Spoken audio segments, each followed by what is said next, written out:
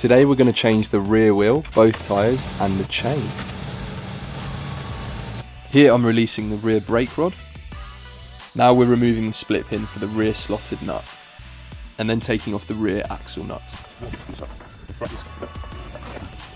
The rusty brakes deserve the clean, so we sprayed them with brake cleaner fluid. Here I'm deflating the inner tube so I can take off the tyre easier. I have only 2 brake levers, but to mitigate against swearing and a bad time, I would highly recommend having 3. This job makes you want to quit paying for a gym membership. The rear wheel had a lot of duct tape in it, and so we peeled all of that off and it revealed quite a lot of rust. So much so it had actually eaten through the metal, so we bought a new wheel. Here's us testing the bearings. To save buying bespoke wheel tape, we actually used electrical tape and this turned out fine. To remove the drive chain joint, we used a flathead screwdriver, coupled with a Phillips handle as a hammer. Then with some dexterity we could pop out the drive chain joint. With some tenacious pulling, the change pedal does eventually pop off. Followed in close second by the left crankcase cover. After some contemplation we realised we could remove the primary sprocket with a spanner and a ratchet. The spanner would rest on the rear forks whilst the ratchet does the work. We then popped the chain off. We fitted a new primary sprocket and used the old bolts because they were great. Leaving the chain on the sprocket made it easier to clamp in the vise so we could remove it from the driven flange. We used an adjustable wrench to get the moment force to pop the screws. After cleaning the inside of the driven flange, we added Omega grease to the bearings. Then we fitted our new secondary sprocket. In doing so, we also applied some thread locker to the nuts.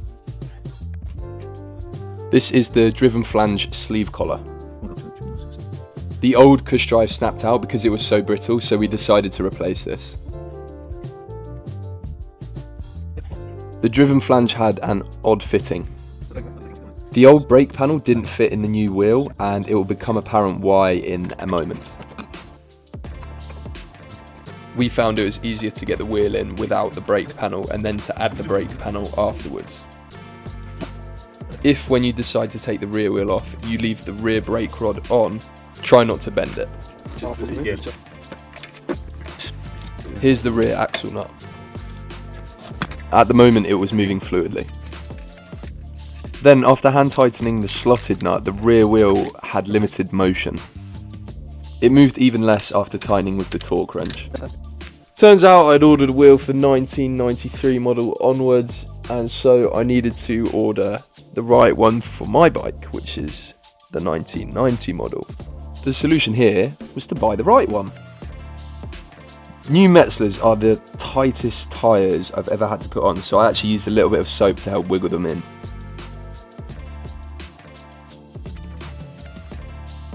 After some air, the correct new rear wheel was ready to be put back on. Why hello there, if you're enjoying these videos, share them with your pals. Let me know about your own adventures in the comments below, and don't forget to like. Also, if you're feeling extra spicy, maybe even a subscribe. Back to the video. The rear spindle nut goes to £32 per foot. Now the rear wheel was spot on, it was moving fluidly.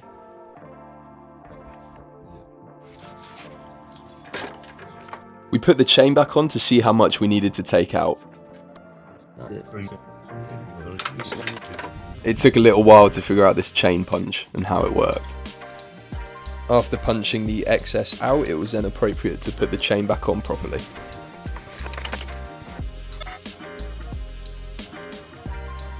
It's definitely wise to put the drive chain joint pin on in the correct orientation the first time round. So you lucky people get to see me struggling to take it back off and reorient it.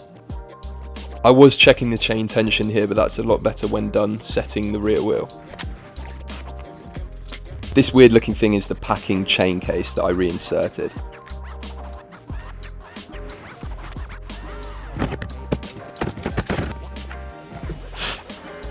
The left crankcase cover is so much easier to put on than its older brother, the right crankcase cover. With a vigorous wiggle, the change pedal does slip back on.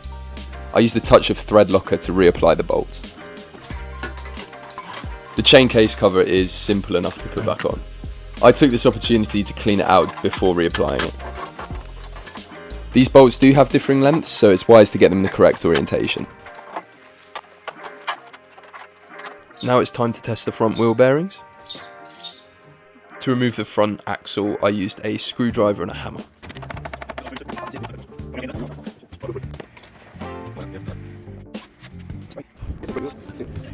Again, it was a lot easier to remove the tyre once we added some soap.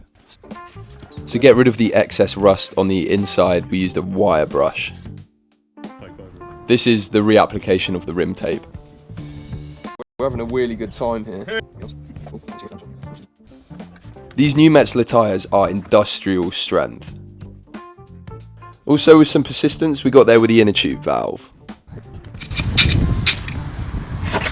That is neither a cabbage nor a lettuce. What you hear there is a leak. Round 2 for the tyre removal. To prevent any punctures second time round, I inflated the inner tube before putting it in. We then went around 30 psi. Turns out the reason the axle was so hard to get out was because it was bent. Here I'm using a toothpick to clean out the suspension arm grease nipples, subsequent to injecting some grease. After spicing up the brake, we put it back in. Fits like a glove. Dad held the forks whilst I secured the wheels, so this is a lot easier with 2 people. The dream team. Here we reattached the front brake. Then I tested the spin, all the way to Africa.